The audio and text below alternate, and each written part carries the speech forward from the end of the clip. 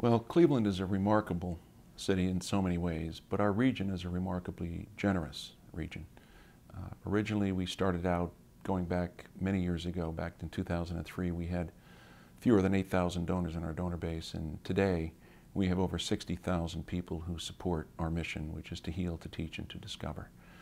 And that base keeps expanding, and we have more and more people who are approaching us to help to support the great work that all of our physicians and caregivers, all of our employees and volunteers do every day.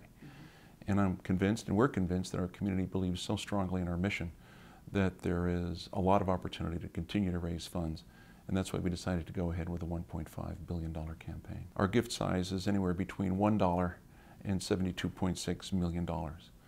Everyone who provides us with philanthropic support, from my perspective, is investing in our mission and investing in the work that we do every day. Our vision is now going to be slightly different in terms of how we'll be investing those dollars. Under healthcare reform, what we need to do is to make certain that we're going to be bringing as many world-class services as we can as close to where people live to receive those services. So we now have 7 hospitals that are part of our network, 2 partnership hospitals that are part of our network.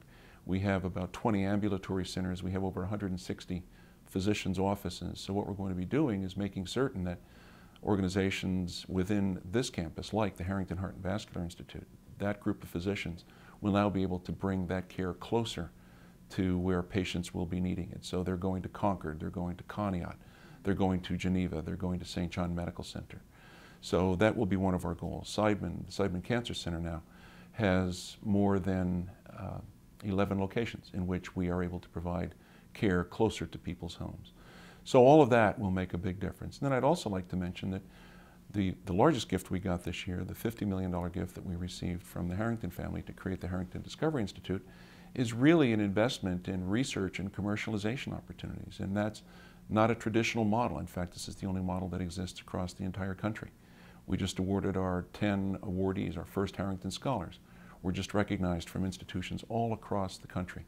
World-class research institutions, world-class researchers. So this $1.5 billion is not just about bricks and mortar. It's not just about hospitals, but it's about the Harrington Discovery Institute.